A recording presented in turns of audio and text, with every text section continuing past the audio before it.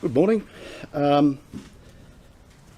So today, both myself and Jerome Weimar will give the COVID update, and I'll have a little bit to say about what the government is doing to back the construction industry as it reopens. So I'll also ask Jerome to take you through the daily numbers in a bit more detail. So firstly, there were 1,488 new cases yesterday, all locally acquired. That brings us to a total of 11,591 active cases. Sadly, there were 2 deaths that were notified. One, a male in his 60s from Hume, and the other, a male in his 60s from Mornington Peninsula. So we pass on our deepest condolences to the friends and family of these individuals, and we know it'll be a very difficult time for them. And the thoughts and the best wishes from the government are with them. So 429 people are currently in hospital with COVID-19. 97 are in an ICU and 54 are on a ventilator. Of the cases who were in hospital yesterday, 73.5% were not vaccinated, 21.5% were partially vaccinated, and 5% were fully vaccinated. Really just a testament to the value of vaccination and how it can protect you and your community. We had a record day in terms of tests that were undertaken, and for every Victorian who fronted up for a test, you are helping make your community safe.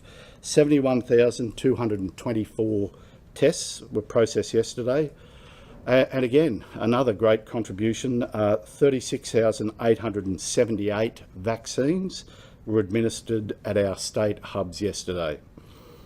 51% of the over 16 plus population have now received 2 doses of COVID-19 vaccine, and we're at 81.7% who've received a first dose. So an outstanding effort from Victorians, and I'd like to thank every one of them, every Victorian who fronted up to be tested, to keep their community safe, everybody who came forward and received a vaccination dose, whether it's the first or the second dose. You're doing an incredible service to your community. You're helping make us all safe. So Shepparton, last night, the public health team made the difficult decision to lock down Greater Shepparton, and Jerome will speak to that, to the case numbers there in more detail shortly. But I do want to acknowledge that this will come as a blow to the community, especially after the hard work and the sacrifice that they've made through the recent lockdown.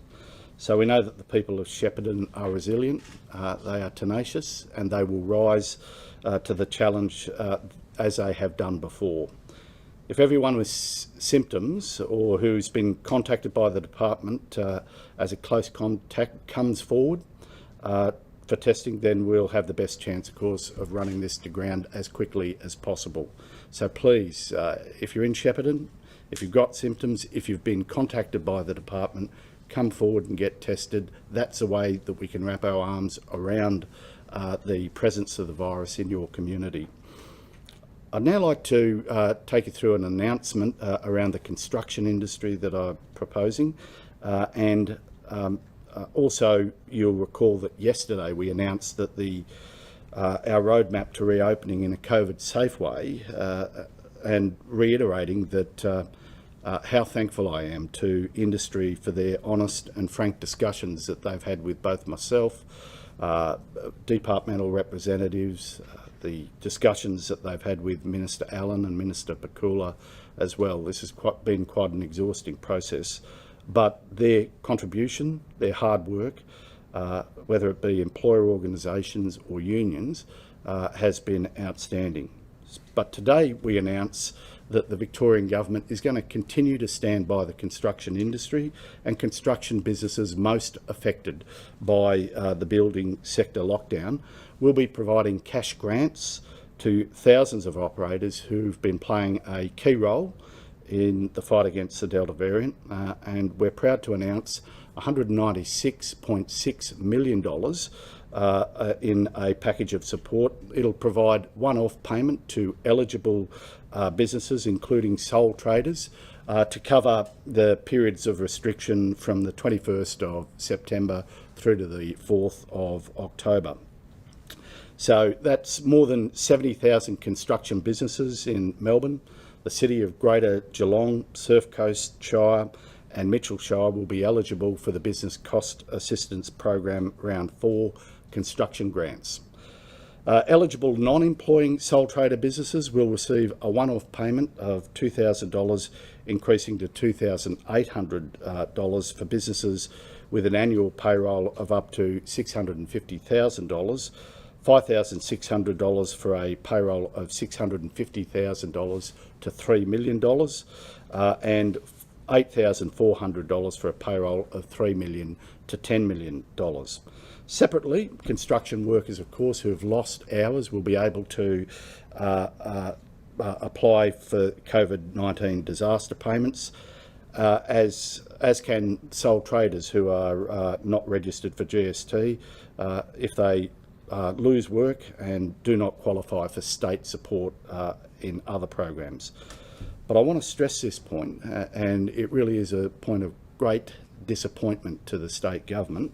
We're going to step up and we're going to play our part in assisting this industry, but we are very, very unhappy with that the Commonwealth Government broke with its practice of co-funding business support packages in Victoria and refused to contribute to this industry.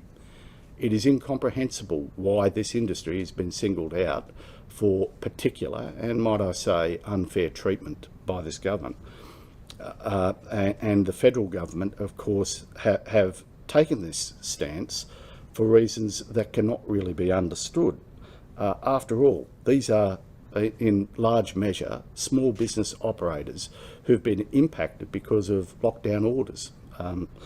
We've announced already that both governments, state and federal, up until this point, are continuing our existing business support packages for the next 6 weeks, or until Victoria hits the 80% double-dosed target. But the Commonwealth explicitly refused to pay for the construction sector. And it is beyond reason or comprehension why this industry, which will struggle, of course, as a consequence of the challenges that they've had to confront over the last few weeks, are not getting the support that they would otherwise expect. The construction grants would have been doubled if the Commonwealth Government had not refused to contribute to the Victorian construction industry and therefore broke its well-established principle of co-funding business support packages with us on a 50-50 basis across the country. So to those businesses who are a bit aggrieved about the fact that they find these payments less than they would see as being appropriate in the circumstances, can I assure you that the state government is far from happy about the fact that the Commonwealth is not maintaining the principle of cooperation and co-payment through this process. And I do make the point that this is despite the fact that the Commonwealth funded a similar program to support construction businesses in New South Wales. When I've spoken to the Federal Treasurer about these matters, he said his sole justification is, well, you added these to the ANZIC codes. Well, of course we did, because they weren't in lockdown, under lockdown restrictions until more recently. And if we hadn't have stepped in, quite frankly, the prevalence of the coronavirus throughout the community would have become even more difficult for our healthcare workers and for our community to deal with. So I want to give you some context to this. It's blatant favourable treatment for New South Wales not being returned to Victoria when we faced the exact same situation that New South Wales did. You'll recall New South Wales shut down their construction industry, and the Commonwealth were very quick to support that industry. At every step of the way throughout this pandemic, New South Wales has received a free kick from the Prime Minister for Sydney. And the Treasurer for Sydney as well, it would appear. He might be from Victoria, but he's certainly not for Victorians. And this is Victorian business, that this act of churlishness and might I say small-mindedness, is going to hurt. This is their constituents. We've made the choice as a government to stand by every Victorian business and everybody adversely affected by what has been a substantial economic event as well as a public health event. And the one thing we've tried to do is not play the political game throughout this process. That's what upsets us most, that politics seems to have trumped common sense when we're talking about standing behind an industry that needs support. So data released yesterday shows that New South Wales received $6.15 billion in COVID disaster payments compared to $2.4 billion in COVID payments for Victoria. In the week to the 26th of September, they received 85% more in COVID disaster payments than Victoria. Now, of course, Victoria around about 25-26% of national GDP, national population, and New South Wales around 35% thereabouts. So the disparity is quite profound, and it's quite unfair what's happening here. The Commonwealth Government has declined to contribute to funding towards this program. As a result, the state government continues to provide its share. But we will not be intimidated through a form of economic coercion to see our industries disadvantaged, nor will we be subject to economic coercion by the federal government if they think that our commitment to public health outcomes will be influenced by their churlishness and their mean-spirited approach towards supporting industries that need help. We will always make the right choices following the best public health advice from our Chief Health Officer and his team. And that is a thing that Victorians need to be assured of, and it's a thing that the federal government needs to be very clear in their mind that that is our position. They can threaten, they can withdraw funding, they can do whatever they want in an economic sense, but the public health of the community is our number one priority. This is quite perverse given that the state government is committed to the national roadmap.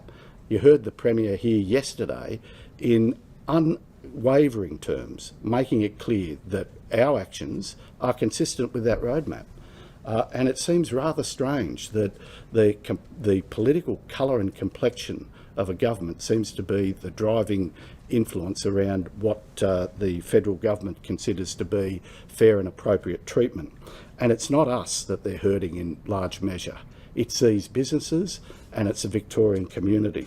So the construction industry has operated in some form throughout this pandemic. The 2-week shutdown is expected to result in a reset and a realignment on compliance and enforcement. When the states were left to do the heavy lifting, keeping the people in jobs and industries afloat as we battle the global pandemic, it was Victoria who dragged the federal government kicking and screaming to do its bit and to help out. And the first opportunity that they got to run away from their responsibilities, they took. Now, I don't know how much money matters to our federal government, despite the fact that they've seen a very substantial improvement in their budgetary position as recently as the last day or two. But I would have thought it really speaks volumes about their priorities. So apparently it's not a race when it comes to vaccinations, but it is a race when it comes to ending financial support for businesses doing it tough. If only they'd acted this urgently when it came to having meetings with Pfizer. So now again, we find ourselves in a situation where Victorian workers and businesses have been abandoned yet again by their federal government.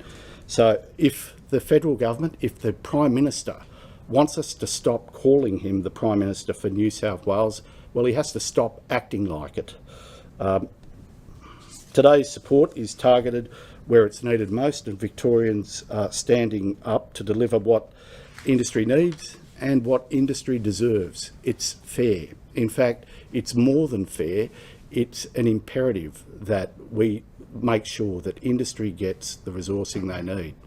What's incredibly disappointing about this is a federal government who've sought to be miserly with money or malevolent in terms of preferential treatment against people and businesses who are all doing it tough and all deserve a fair shake. And ultimately, this will come down to the quality of the government's response. The federal government left people behind when they needed it most. This state government will continue to be there to support, within the parameters of our capacity, the building and construction industry. But make no mistake, this is churlishness, this is mean-spirited behaviour, and it hurts an industry that doesn't deserve this treatment. I'll hand over to Jerome now to take us through the numbers with a bit more detail. Jerome. Thank you, Treasurer. Good morning. 1,488 new cases of COVID in Victoria overnight, which takes us to 11,591 active cases of COVID in our community. It's another challenging day, the highest numbers of daily COVID cases we have seen, and the largest numbers of active cases at any one time we've seen in Victoria during this entire pandemic. In terms of where those cases are, the map again is looking as it was a few days ago. It's a much more blurred picture across the metro area and regional Victoria. In our the eastern suburbs, we have 88 cases, including in suburbs such as Bayswater. In our southeastern suburbs, we have 290 cases. It's now 1 in 5 of all of our cases are in the southeastern suburbs, in places such as Noble Park and Pakenham. In our western suburbs, we have 421 cases, around a quarter of today's total, including in Tarneet and in Sunshine West. And in our northern suburbs, we have just over 601 cases, 40% of today's total. Over half of those 601 cases are in Hume, 315 in Hume, in places such as Craigieburn, Roxburgh Park and Meadow Heights. We have 3 cases interstate, and we have 14 cases where we are doing some more investigations. They dropped late last night, and we'll update those in the Cho report. And we have 71 cases in total across regional Victoria. That takes us to our 1,488, if my maths is right. Again, a far more diffuse picture of cases across the state, and again, those events of last weekend figuring highly in a much broader distribution across multiple LGAs and multiple suburbs, rather than that quite static picture that we had for the first 6-7 weeks of this outbreak in our northern and western suburbs. In terms of regional Victoria, we now have a total of 95 cases in Mitchellshire, total active cases. In Latrobe, which of course is in lockdown as well, we have 39 active cases. In Shepparton, which went into lockdown late last night, we have 34 active cases. And in Moorabool, we have a total of 32 active cases. I'll go to the daily cases in a moment, but again, we've got specific responses in place for each of those 4 significant regional areas, all of whom are in some form of lockdown, all in their 7-day lockdown periods. A lot of local testing, local work between the various partners to support the communities to come out and get tested and to do the important work. We will be setting up some additional testing facilities around Moorabool over the course of today and tomorrow. My encouragement now would be, if you're in Bacchus Marsh, there is a significant testing facility, of course, at Melton, which you can go into Melton to get tested, and we'll be looking to set up something in Balan later on today or tomorrow. In terms of our latest regional active cases, so the 71 new cases in regional Victoria, the ones I'll highlight in Geelong, we have 7 cases, 5 of which are linked and we well understood, mainly primary close contacts. Two cases in one household that we're doing more investigative work on over the course of today. In Colac, we have 5 cases. Some of those are associated with the Australian Lamb Company Meatworks. There's 3 of those cases and 2 related cases. However, can I just stress, and my huge thanks to the Australian Lamb Company for their fantastic work over a long year in terms of improving COVID-safe protocols, supporting their workforce to get vaccinated. We're seeing very high levels of vaccination amongst the workforce. Although we're testing all the workforce and the site is currently closed, we don't have any evidence yet of transmission at the site. What we've seen is social gatherings again, dare I say grand final parties, which have caused the spread of those 5 cases so far in Colac, and of course we'll continue to report on the work in Colac over the coming days. Also in the Barwon area, we have a case in Corangamite, another case in Surf Coast, and another case in Warrnambool, all isolated. But again, the Warrnambool cluster, and my thanks to the Barwon team and the local community down in Warrnambool. Some very active work there amongst some quite complex cases. They are all linked. We have a number of households in isolation, and my thanks to that community for working so hard to support those people who are in isolation at this point in time. We have in Mitchellshire, we have 13 new cases today, which are part of those 95 I referred to earlier. Most of those have known links into the Melbourne area. Again, it's a fairly well-established pattern now, I'm afraid, with Mitchellshire and those daily contacts with the metro area. In the Gippsland area, we've got a total of 12 cases today. 8 of those identified in Latrobe, but again, quite a stable pattern across the known household cluster that we've been working with. We've also got 2 households on the Bass Coast, which we're working with them on their acquisition at this point in time. There are 5 cases in the Macedon Ranges, again a cluster we've been working with on some time. I think we understand most of those linkages. And 2 new cases today in Mooraboolshire, of course, that went into lockdown last night. One of those cases was pretty active in the community during their infectious period, and we're still working on their acquisition source. And the second case, we're just working through their interviews at this point in time. Finally, with regard to Shepparton, and of course, late last night or yesterday afternoon, our acting chief health officer made a really tough call to lock down Shepparton, given a number of emerging cases in that community. Look, and I really want to apologise to the whole community in Shepparton. Of course, we do that with a heavy heart.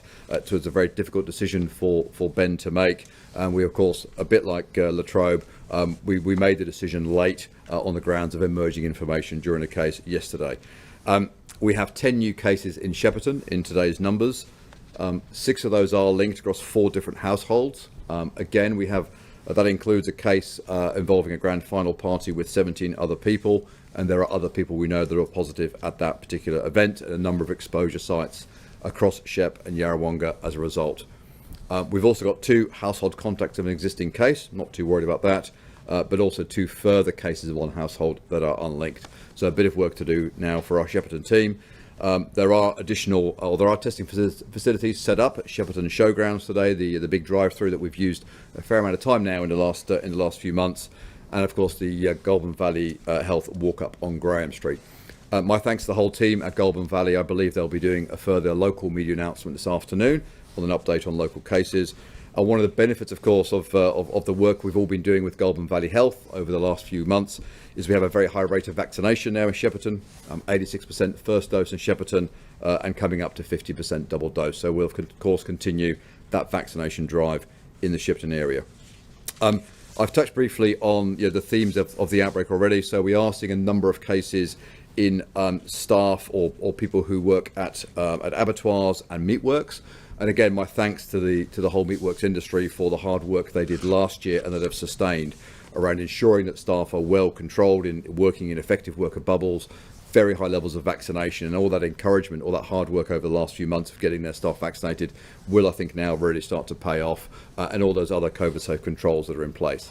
As a result, we've not yet seen any significant transmission at our meatworks or abattoirs industry, and my thanks to them for holding that strong record. But it will be, as we see more community cases, not just in metro areas, but in some of our regional locations, it will be increasingly important for all employers to be really on top of their COVID safe practices so that your employment site doesn't become a super spreader site. We continue to see themes of social events from last weekend, from the long weekend last weekend, as a cause for spread, and again that more diffuse pattern of spread that I talked about a few days ago. And it shows also, of course, the critical impact that we can all have in managing exposures during those critical weeks remaining whilst we move to our 70% and 80% double dose vaccination milestones. Final site I'll just call out, the CFMEU exposure site from 10 days or so ago. We now have 5 cases in total associated with that site. 4 amongst those are in CFMEU staff. 126 PCCs, primary close contacts. 7 out of 10 of those have returned negative test results, and we'll work through our day 13 protocols with them next week. In terms of testing, another record testing day, over 71,000 tests, and over 96% of those results coming back the next day. My thanks to the testing teams for just the phenomenal work they're doing. Come rain or sun or winds, they're still out there getting that testing work done. And we have an additional 26 lanes of drive-through capacity set up over the weekend, particularly in Metro Melbourne, to support all those students going back in for their GATs on Tuesday. We've contacted all the schools in those key LGA areas and encouraging them to get their Year 12 and Year 11 students who are going to do the GAT on Tuesday to get tested this weekend. We've seen a really good uptake of that from the students already, so we're pleased to see those young Victorians not only stepping up for vaccination, but also doing their bit to keep themselves and their schoolmates safe as they head back into school next week. Please, again, if you're going to use our testing network over this weekend, if you're symptomatic, if you've been to an exposure site, if you've been asked to get tested, please use our entire network. Do check online for waiting times. Do also be aware that in the afternoons, the sites are much quieter than in the mornings. And finally, also just recognise the huge amount of work that our staff are doing. Many of them, most of them, are working 12-hour shifts at those sites. They're working incredibly hard to keep you safe and to keep all of us safe. So please, if you're going to go to your testing to get your test done, bring something to do while you're waiting. Be patient, be kind, and recognise that all the staff there are trying to keep you safe and doing their best for our whole community. In terms of just the ongoing evolving of our contact tracing approach, we've had some discussions, I think, here in recent days around simplifying the way with which we can release people, particularly primary close contacts, from their isolation protocols. And we've discussed this many times before. We are simplifying and speeding up the way with which we release people at the end of their 14-day isolation period. People will continue to get a text on day 13 advising them that it's now time to get their day 13 test. As soon as you receive your negative test result from your day 13 test, which you'll tend to get on day 14, you are then released from your isolation protocols. You will not receive a follow-up phone call from the Department of Health. You will not receive any follow-up communication from us. That negative test result from your day 13 test will be sufficient to release you from your 14 days of isolation.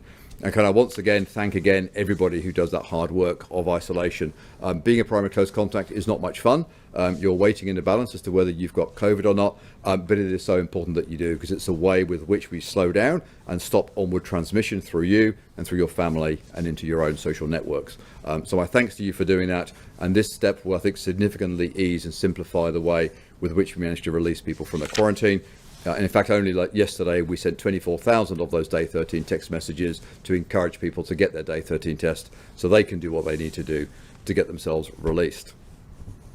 And then finally, with regard to supermarkets, again, of course, we recognise the huge impact that as we see more positive cases, but also more primary close contacts, and the critical nature of the supermarket industry. I'd like to really thank Victoria's supermarket sector. We've worked very closely with them, Metcash, Aldi, Coles, Woolies, etc. Over the entire outbreak, but particularly in the past few weeks. We are now piloting revised protocols with regard to the furloughing of their staff based on the level of risk, the level of vaccination, and the type of exposure that those staff have had. What that will mean is that it will mean, in practical terms, that for those staff that have had very limited exposure and where all those COVID-safe protocols that our supermarkets on the whole have been really good at implementing, where those COVID-safe protocols have come into effect, they'll be able to get through a reduced furloughing period and an additional testing regime. It's all around effective use of masks, effective use of ventilation, and effective use of workforce bubbles, but it will allow a more targeted and risk-based approach. We'll test that, we'll pilot that with our supermarkets over the coming days to see how well that works, and whether it's an appropriate balance of risk, and whether it also enables us to keep our food on the shelves and keep everything moving. And of course, we'll follow that with great interest in terms of how we go forward from here on in. And then finally, from me, with vaccination, of course, continues to be and is the only way out of this pandemic. It's the way, and with those, now we're well into October, we can start to see those milestones for 70% and 80% double dose emerging on the horizon. As at today, there are 57,700 first dose vaccine slots available in our state clinics. As the Premier says, far clearer than I will, you can log in and put your name against any of those 57,000 slots today. Of those, 19,000 are Moderna, mRNA vaccine, slots available, just under 8,000 are AstraZeneca, and just under 9,000 are Pfizer dose 1. So they are in across our state clinics. You can book to get those done today. And in fact, yesterday, 41,000 Victorians booked their vaccine slot. And I encourage everybody who hasn't yet got their vaccine slot sorted out, please get on and get that done today. In addition to the 57,000 vaccine opportunities available over the next 7 days, I should add, there are 100,000 Moderna doses that will be available at 10 pop-up sites from Monday that you can walk up to. We are really keen to get those remaining 18% of Victorians that haven't started their vaccination journey yet to get on with it. And please, there is now an option to use Moderna as well as Pfizer as well as AstraZeneca. You are now spoilt for choice, and we'd really like you, on behalf of all of us, to get this vaccination journey done so we can move on with our lives. There are now 10 active pop-ups operating today. So if you don't want to book something in advance, then please go to one of our 10 pop-up sites and get it done there as well. In terms of progress of vaccination, not only is Vic now getting to 82%, just shy, first dose. In Wyndham, we're now seeing 87% first dose vaccination. So it's been the most phenomenal partnership with local GPs, local pharmacy, the local council, and of course the state clinics. We have 81% of people in Casey first dose vaccinated. 80% of all those aged 60 and over in Hobson's Bay are first dose vaccinated. And I'm particularly pleased to see that for Hume and Frankston, 79% of the population of 60 and over is first dose vaccinated. Those are really strong numbers, and that will absolutely help us to start turning this curve and getting us into a better space.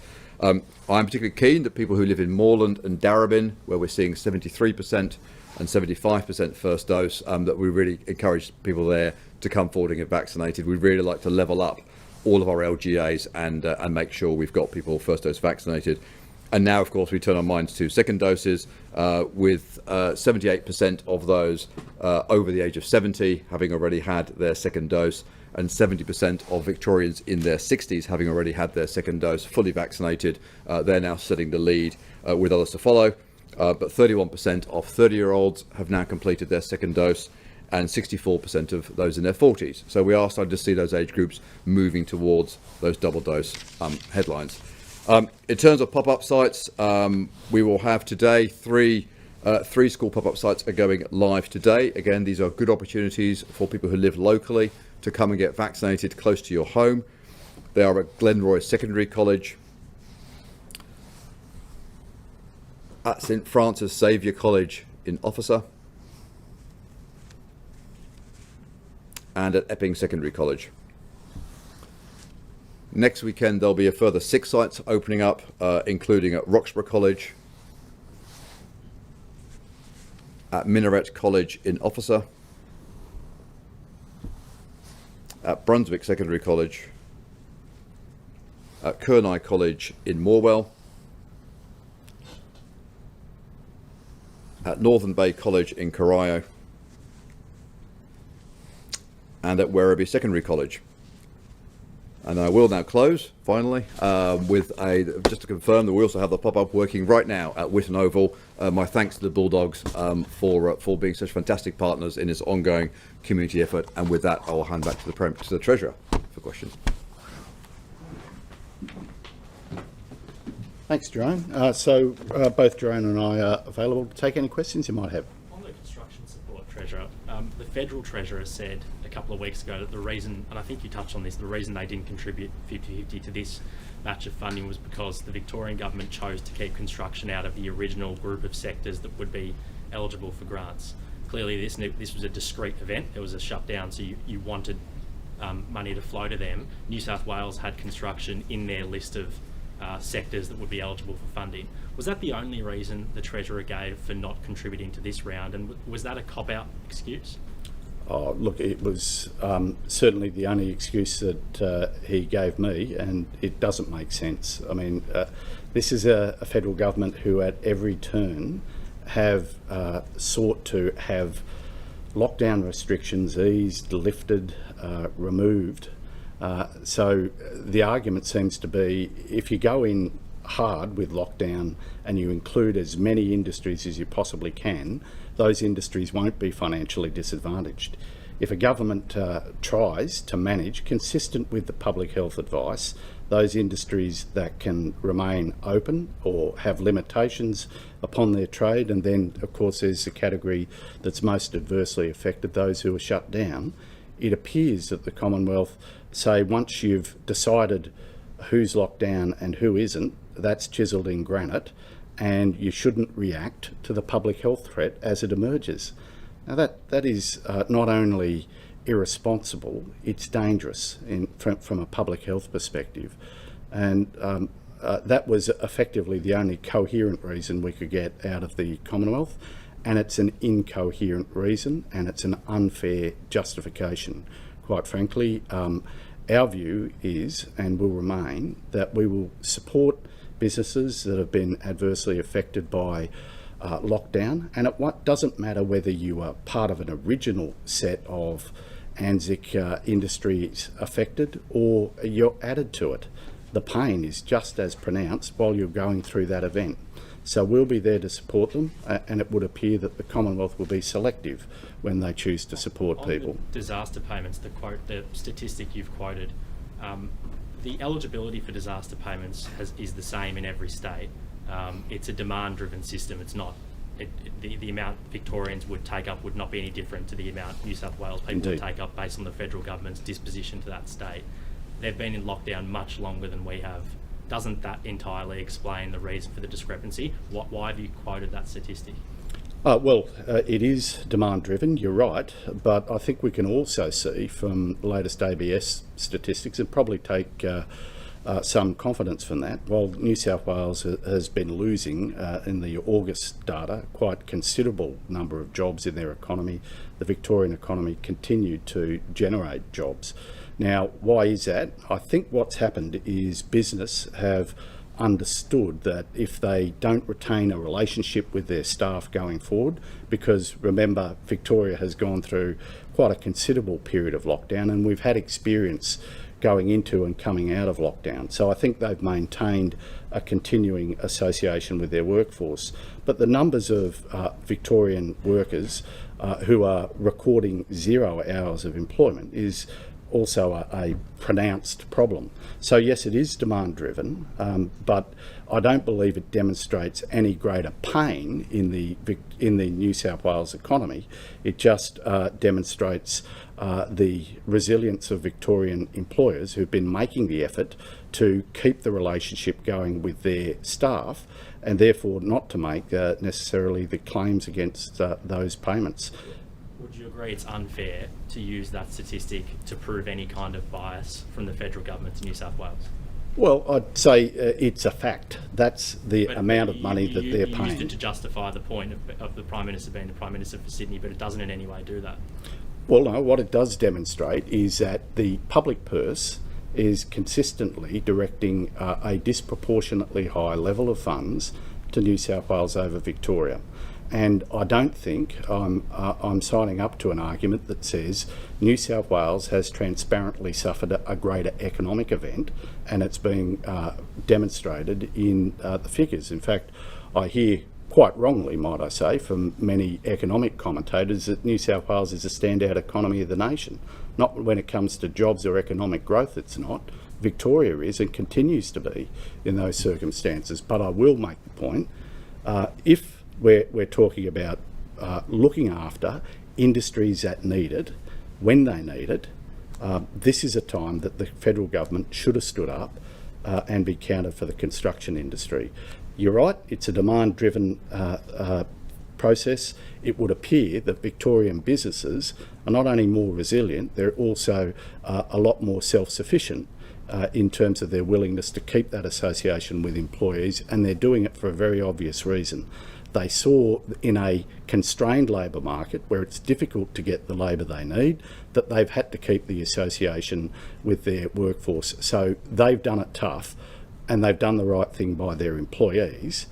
Essentially, what we're saying with regard to this industry, given that Victorian employers have obviously saved the federal purse a considerable amount of funds, then ultimately they should do the right thing by individual industries who have a evident and apparent and immediate need. With the authorised workers vaccine mandate, at what point does that term authorised worker disappear? And at that point, will those people that are not vaccinated be able to return to work? Well, firstly, the issue of when an authorised worker under Chief Health Officer orders ceases to apply will be entirely up to the Chief Health Officer based on the pandemic situation. But I think you can expect that these arrangements will remain in place for quite some time. And why is that? Well, because there is not an expiry date on this virus. It will continue to be a challenge for us. And we've seen that as soon as you let down your guard, as soon as you have a few mates around for a footy final party, then ultimately the virus looks for the chinks in the response armour that we've prepared. So we will need to recognise, not only do we have to race as fast as we can and as hard as we can to vaccinate as many as we can, but we also have to recognise that this is not going to go away simply because we wish it away. Those orders will remain in place for quite some time to come. So if I'm an authorised worker and I do not want to get the vaccine and I decide to hold off, fine, I won't go to work for a few months. What happens in 3, 6, 9 months' time if I can return to work? Is it then upon the company to mandate that that person gets a vaccination for COVID-19? Or are they simply allowed to just drift back into the workforce? Well, I'd make the point, and you've seen from the reaction from the business community yesterday, that business were crying out for the state to step in and to make the mandates. Now, of course, that was always dependent upon the Chief Health Officer forming the view that they were proportionate to the circumstances that the state was confronting, and those mandates have therefore issued.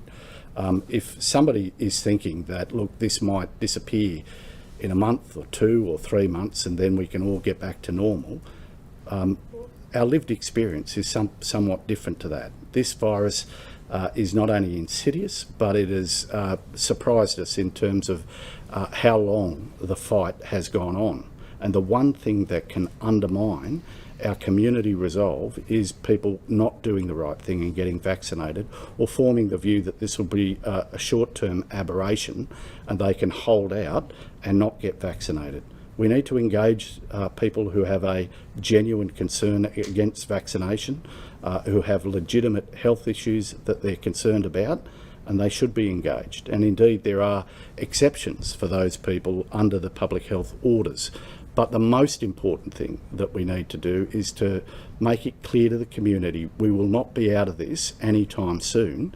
Look at the United States. They're now talking about booster shots and applying booster shots. Where this goes, it has an uncanny capacity to confound us and to challenge us, but this will not be over anytime soon. Will you expect employers to mandate jabs once the authorised worker term disappears? Well, that is a little bit too far into the future. It assumes that the authorised worker obligations come off anytime soon, and then it falls to how individual employers react. From a point of view of industrial relations law, it's becoming increasingly settled that businesses can issue lawful directions, particularly those outward-facing and public-dealing businesses, but they don't have to at the moment because effectively the public health orders are doing that work, and we would hope while those public health orders are in place we get as many people vaccinated as possible. Mind if we just ask? Sure, Jerome? Jerome, on the vaccine mandate, obviously we're targeting essential workers who would typically be younger, which is where we seem to have lesser coverage at the moment. What do you chalk that up to, whether it be in the youngest age groups or up to that 39, Sure. which obviously only became eligible most recently? Yeah, I think, Mark, that's part of the answer. Actually, the fact that it's relatively recent that those in their 30s and 20s and teens have been able to access the vaccine. Those dates started really becoming available to them in August, so they're further back in the program. But if I look at the rates of vaccination already in those younger age groups, I think those in their 30s already well over 70% have had first dose, or 69-70% have had first dose. Those in their 20s and teens, again, really rapid uptake of vaccination. So I think they're right on the heels, and their rate of uptake of vaccine has been far higher than those of us who are in our 40s and 50s and 60s who had much earlier access to the vaccine. So I don't see any evidence. If I look at the data every day, I see no evidence of that slowing down. I see no lack of appetite and hunger for people to get vaccine. What the next couple of weeks will tell us is, with suddenly a huge surge in vaccine becoming available through both GPs, through community pharmacy, and through our state clinics, and all the things I've gone through, how far that rate goes up. And I would be pretty confident we'll get to high 80% of first dose in the next week or two, and then we'll kick it into the second doses. It's clear you want to use this vaccination mandate to try and break the back of this climb. So, as a percentage of today's cases, for example, how many are sub 40 years old? Can you correlate the two? Yeah, I don't have that. I don't have the data with me. Happy to put it in the Cho report this afternoon, Mark, in terms of the age profile. But what we've seen certainly on previous days' cases, if I think look back over the last 2 days, is again the positive cases, the proportion that is unvaccinated is far higher than the 18% of Victorians who've not yet had a vaccine. So we can see, absolutely being vaccinated, being double dose vaccinated doesn't mean you can't get COVID. You can, but the chances are that much lower, and certainly your chances of spreading onto other people are that much lower. The coverage for kids 18 to 19 is sort of sitting in that mid 60 range. Is that at all 68% first dose? Will that at all impact who can sit the GAT and when? No. So what we've said to, we were absolutely encouraging all students to, particularly those year 11 and year 12 students sitting the GAT. We've absolutely encouraged them, please get your vaccination done. You remember we did the VCE Blitz back in September. That was really successful. A lot of people picked it up. And again, that rate of vaccine uptake amongst 16, 17-year-olds and 18-year-olds has been really strong. So I don't see any particular concern with that. There will absolutely be some kids who haven't taken that step before they sit the GAT. We'd ask all of them to be exceptionally careful about their own health, about the exposure that they have as they all start coming back together again. And we've already encouraged those, particularly in those higher risk areas of community transmission, get tested before you go. How long do you envision these new pop-up clinics to run, the 3 that have opened today? So the pop-up clinics, each of them have their own timeline. So we've worked closely with the schools. Some will just run for this weekend. Others will run into next week. We've got pop-ups running for up to 7 days. So 7 days is about the maximum that they'll run. Minimum period is usually 2 or 3 days. But again, they're bespoke site by site. As we did with the Broadmeadows Community Centre pop-up that we reactivated a couple of days ago, we had a really fantastic first week there. There was such demand, we came back again a few weeks later. So we'll go wherever the demand is and where we see the final pockets where we're not seeing the uptake that we'd like to see. And I know you said it's a trial, but how long are you expecting those supermarket staff to be furloughed for as part of this trial? What do you think is feasible? Is it? So there's a fairly complex framework that we've put together with the supermarkets, and it goes back to the work we did a few weeks ago with the healthcare workers. So it's all around the assessment of risk. So you've got scenarios where you're reviewing which workers do not need to quarantine at all. They just get one negative test and they can go back to work, sometimes with a follow-on testing regime that comes with that. You've got other workers that will be asked to furlough for maybe up to 5 days, again with another test at 5 days. If that's negative, they can go back. And there'll be some workers that still need to furlough for 14 days if they've been directly exposed to a positive case. So it's a more targeted, nuanced approach with a different grading depending on the type of exposure. And it's possible for 2 reasons. One is that what the supermarkets have demonstrated, as healthcare settings have demonstrated, is a really good control of the basic COVID safe practices in their workplaces. So they can be very clear about who's had contact with whom. It's not just a random collection of people. And secondly, vaccination rates, where we're seeing high levels of vaccination uptake that allows us to essentially reduces the risk profile of an individual, of both them catching COVID and passing it on to others. So what is that division? If you're fully vaccinated and you work in a supermarket and you've had a moderate exposure compared to someone who has only had 1 dose or no dose, what's the difference at the moment? So again, Mark, it all depends on the details of each site. So what we look at is, how many people were together? What's the ventilation like? Are they working in well ventilated areas? How long do they spend together? Were they in a tea room together? All those factors become part of this. So this is not a free kick. It's not basically says, if you're in Coles and you have a positive case working in there, then no one needs to isolate. It's a very nuanced approach, but it does say it encourages good behaviour. It encourages those organisations that have good control of workforces, that keep people apart, that keep them bubbled, that provide well ventilated facilities, where they enforce mask wearing, where they enforce hygiene, and they encourage the staff to get vaccinated. All these things reduce the risk profile and reduce the furlough period. Will those protocols be rolled out across the community in the next couple of months, or will they be isolated to kind of those critical industries? It's a pilot, Paul, which is why we're very keen to work it out with this core group of businesses that we've had such strong relationships with over many months of both last year and into this year. It'll give us good understanding of what's possible, what's not possible. It'll allow us to understand how effective those controls are on the ground. And absolutely, if it's successful, it's something we'd want to roll out to other settings. The only people that I can imagine in a supermarket that have customer contact are those at the checkout. Is that right? Oh, not really. I mean, again, this is partly like this is around. It's behind the scenes contact, so it's what the staff are doing when they're not on the shop floor and how much contact they're having, because this is largely an issue around what we're seeing is staff picking it up in the community, not in supermarkets, but they're all members of the community like we are. They're going into work and they have a risk of exposing other workers around them when they're behind the scenes, but also, as you say, exposing customers. Now, we've seen next to no evidence, we've seen some, but we've seen next to no transmission between staff and customers in supermarket settings certainly over the Delta wave. And again, that's partly because supermarkets have been much stronger around mask wearing and distancing and making sure their staff are doing the right things.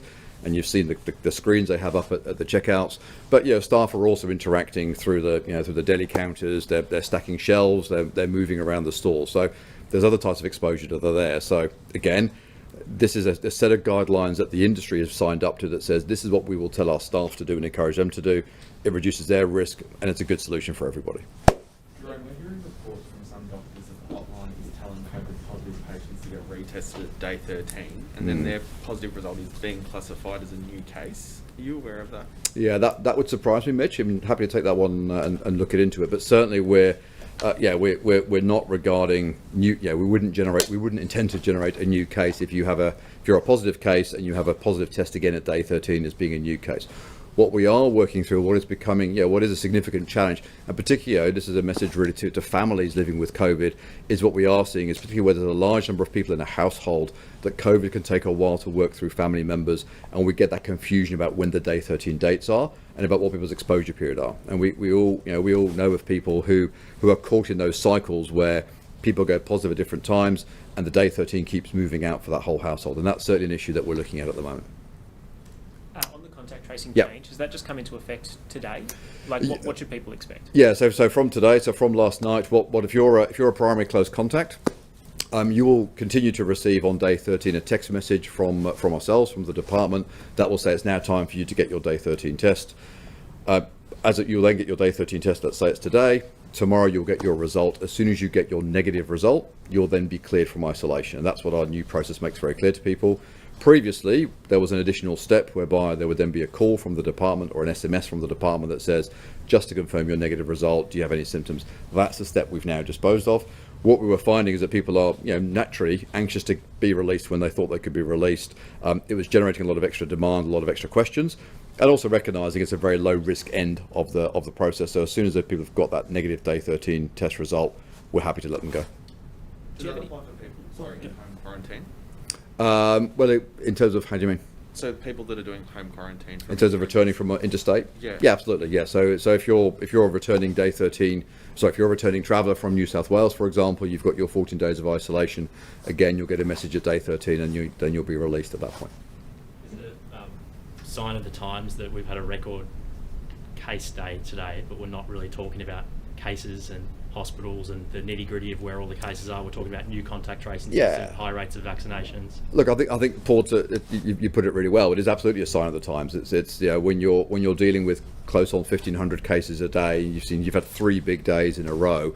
Our focus is increasing on making sure we continue to support those positive cases, but that we get much swifter and I guess easier with releasing people who are those primary close contacts, because we're going to see more people brought into that primary close contact force field. So it's important to let them go. I think we're still, the reason we go through the narrative that we do, certainly for those regional settings where you're at a much earlier stage of those outbreaks, we're still taking huge efforts to try and stop those from firing off. So all those little spot fires, you're trying to stop them from becoming a wider conflagration. But we accept that within Metro Melbourne, we have community transmission. We accept it's widespread. It's gone wider than any of us would want. And the way to solve that ultimately is we all need to take responsibility, all of us, to slow that down as much as possible and to get that vaccination job down to become the fire blanket that puts it out. Are you using the 3 rings approach in regional but not in Metro Melbourne, or Yeah. are we still using that here? Look, I think by and large that's true. So again, if I look at the exposure we've recently had in Warrnambool or in Latrobe, a lot of work being done with the positive cases, with their primary close contacts, with their secondary contacts. We're going through all the exposure sites. That really comprehensive approach we've taken for so many months now in all across this outbreak. I think within the metro setting, where the numbers are far higher, our focus is on those primary close contacts. Let's get them escalated. Let's get them landed. We're less concerned about low-risk Tier 2 sites, and you'll see fewer of those being listed because we're not seeing many cases coming up in those Tier 2 sites, and it becomes an increasing obstacle to the ongoing functioning of our essential workers. So some of those things you'll see us move away from as we focus on where's the highest risk and where's our best chance of slowing this thing down. What are some of the contact tracers telling you, or your team, about where these cases are coming from today and yesterday? Is it still grand final parties? Yeah, it's still the same. It's still the same narrative, Blake, that says this is coming from. So where's it coming from? It's coming from within households. So it's coming from, I'm a positive case because my dad was positive and he lives in the same household as me. So that really high attack rate within households is still a really strong feature. If COVID gets into your household through somebody who lives there, it is very likely that in the ensuing 2, 3, 4 days that other members of the household will also catch COVID. That's one. Secondly, we're still seeing a lot of what we've seen all the way along with this outbreak since the beginning in August, of that well-intentioned but unhelpful household-to-household communication. I've been helping my mum with her shopping. I've been doing X, Y, Z. I went over and saw my cousin. All that is still a very strong feature of this outbreak. The third leg we're seeing is the social gatherings of last weekend, whether it's the grand final parties, the backyard barbecues, the weather got better and we thought it was probably okay now. Now the end's in sight, we can probably do these things. The spike we're seeing over the last 3 or 4 days, and it's less than a spike because it's 3 days of over 1,000, is absolutely been driven by all those events of last weekend. Cause and effect. Get together socially a lot, you'll see a big rise in numbers. And the challenge for all of us is, if we keep doing that, these numbers will go from 1,500 to 2,000 and beyond. And then we'll see, to Paul's question, the really significant impact on caseloads at our hospitals. We've got over 400 Victorians in hospital with COVID. We've got almost 100 in intensive care with COVID. That is a huge pressure on the healthcare system, and it's displacing other types of care that we have to provide. So it's a real challenge to us. And the fourth thing we're seeing, but that's the area where it's been most suppressed, is we're not seeing huge amounts of workplace transmission. It's a really good thing. It's the silver lining to this outbreak so far. We've not seen big outbreaks in aged care, in abattoirs, in supermarkets. We're just not seeing those places kick off, and that's a testament to the huge work that those industries are doing to keep people safe. And with the original grand final party angle, those people would have been tested on Wednesday, I think. Thursday came out. So that seems a very quick turnaround from Saturday infection, Sunday, Monday, Tuesday, 4 days. Not really. No. I think if you talk to our epidemiologist and you talk to the CHO, obviously not me, that attack rate is quite consistent. A 2-day, 48-hour attack period, 2 to 3 days. Is that just Delta? That's Delta. That is absolutely Delta, and we've seen that time and time again in this outbreak. That it's a 2 to 3 day rate from the infection to transfer from a positive case to incubate, and for the next person to become infectious and to show symptoms. So bear in mind the people who got tested on Wednesday, who we were talked about on Thursday, were showing symptoms by and large, which is why they got tested. So that's how quickly Delta moves. But they were infectious before they got tested, and that's the real challenge. Given that you've got a few more days of hopefully clarity, do you understand how many infections you think have come specifically from those grand final parties? I say this knowing that the NRL grand final is tomorrow night, and even though we're not as mad here, it could kick off in Sydney or otherwise. I won't comment. I mean, I don't think many Victorians are getting together to watch the NRL. I might be wrong. Look, I think it's certainly the estimate we've got is around a third of what we're seeing has been driven by a significant upswing in social gatherings that we saw last weekend. I haven't got a clearer number than that at this point, Mark. I think and it's not just. I mean, the grand final parties is a dominant feature of that. The events we've seen in Colac, the events we've seen in Latrobe, in Warrnambool have all incorporated. Those are all great examples of exactly what we're talking about. But we've seen other types of social gatherings too. We've seen households getting together just to have a coffee, just to do all those things that we all desperately want to do. What we saw last weekend, 3-day weekend, is a conflagration of a number of those together. Lots of mini super spreader events, and that's what's put us into a really difficult space now. 1,500 case, the moving average over the last 3 days will be around 1,300 cases or so a day. That's a very high fuel load that we now have to all manage going forward. Because if that 1,300 3-day average is something which becomes a platform that goes forward, and if we're still seeing a ref rate that's at 1.4, 1.5, that puts you into a really difficult space. Now that's how we unpick that over the coming days will be down to how we all behave, and genuinely we really need people to recognise that this is a very perilous path that we're on, and that we all need to resolve together to hold it down for that much longer. And we're 4 or 5 weeks away from 80% double dose. It is not an impossible distance. We've all got to do our bit to hold this down, otherwise there'll be a huge pressure on our intensive care nursing staff, on our AMBOs and on our healthcare system, and far too many of us will end up in a place where we just don't want to be. Looks like there's more protests today. Can we just get your thoughts on that? Sorry? Well, it looks like there's more protests Right. that's happening today. Can we just get your thoughts on that? You know, why, really? I mean, we get it. So we get the fact that people are frustrated, we get the fact they're upset. You're not helping yourself, you're not helping anybody. And, you know, at best, you're running the risk of generating more transmission. At worst, you know, you're fueling a bonfire that's already on fire. I just think it's a really unhelpful thing to do. I'll just go to the Treasurer on that question, sorry. Treasurer, how across the detail of the international travel announcement is the Victorian government? Do you have clarity on exactly what the arrangements will be for Victorians come mid-November? Could I book a flight tomorrow and go to any country and know that I would be doing home quarantine in mid-October in Victoria? Oh, well, we're still not, certainly I'm not across the detail, and I understand a number of the premiers coming out of that. I saw Anastasia Palaszczuk making some comment that she didn't know how it was intended to operate. So I assume further and better particulars about how this is intended to operate will become apparent, and certainly people will want that clarity going forward, and we'd encourage the federal government to give that clarity. But I don't think you should interpret that as anything other than the state remaining committed to the roadmap that the Commonwealth have identified. We signed up to it, and we will do our bit to make sure that we get there. Is it the intention, and I know there's nothing set in stone, is it the intention for Mickleham to be used to quarantine people coming from high risk areas when we do open the border? Is that what it will be used for in December? Well, I don't think I'm really the right minister to ask, but my understanding is the Commonwealth were looking to provide a safe quarantine facility, and that would include people who would otherwise have stayed in hotel quarantine. And of course, they've tended to be international arrivals, Australians returning home. There is continuing discussions with the Commonwealth about what constitutes a fair component of economic arrivals as well, and those matters are still ongoing. CQV's funding, I think, has been increased by 12 months or something. Some of the hotels' contracts have been extended by a long time as well. May that funding not be needed come the first part of next year?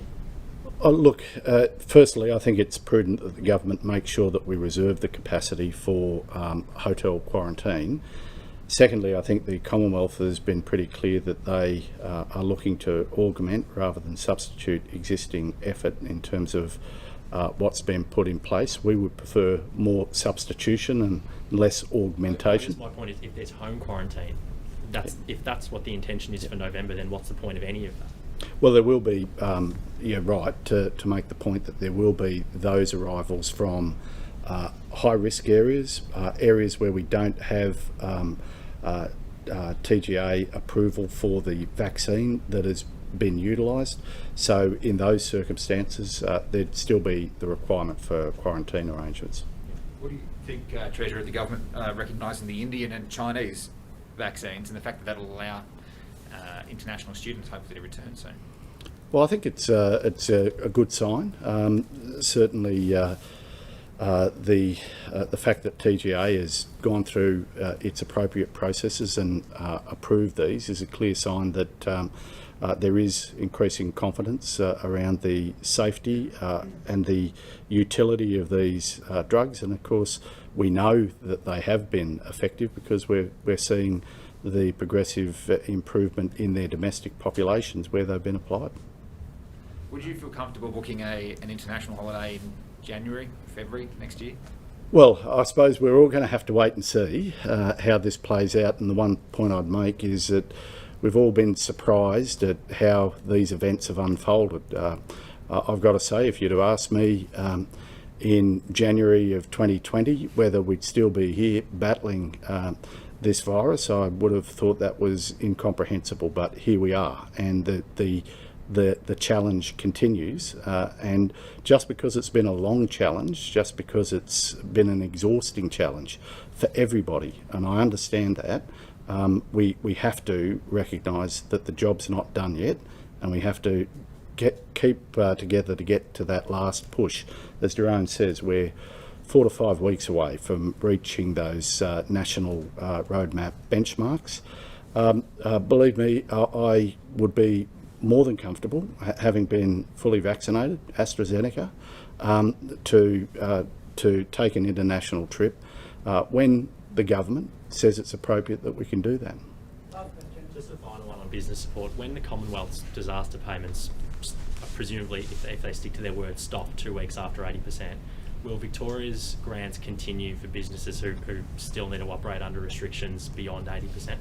Well, we'll look at that when we see exactly how the virus is playing out, but it will be an issue that I think the government will have to turn its attention to. There will still be some embedded pain in the community. We can't keep state support in place forever, but I think you can walk away with the assurance that we're not turning our back on real and evident need. The real challenge for governments is to recognise when you intervene, when you make the provision to avoid the hardest edges of an economic event, in no small part due to decisions that governments have made to keep the community safe. But we will see as we get to 80%, if you look around the world, there's still the need, and the National Roadmap actually acknowledges that there is a need for localised lockdown on occasion.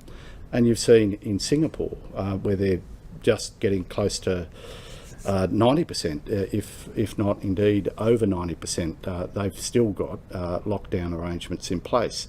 Now let's hope this plays out much better here in Victoria, but I'm not discounting the need for government to be there to support business and the community until we see the end of this event. And it's to simply say there's a particular point in time where the Commonwealth washes its hands of its responsibilities to the community. Well, that might make them feel comfortable, it might help their balance sheet, but it won't help the welfare of the community, and I think Victorians can be assured we'll stay the course. Their budgetary position, as you mentioned, has improved markedly since their last budget, I think tens of billions. Will ours be similar, or has our trajectory been as forecast in the last budget? Yeah, I think it was a considerable amount, $27 billion improvement. Look, you'd appreciate that our budget position is still fluid. We haven't yet produced our final figures for the last financial year. That's not too far away, but I think you could expect to see an improvement in our numbers, but that's because it doesn't pick up the Delta event that came to us in August and beyond. Okay, thanks very much.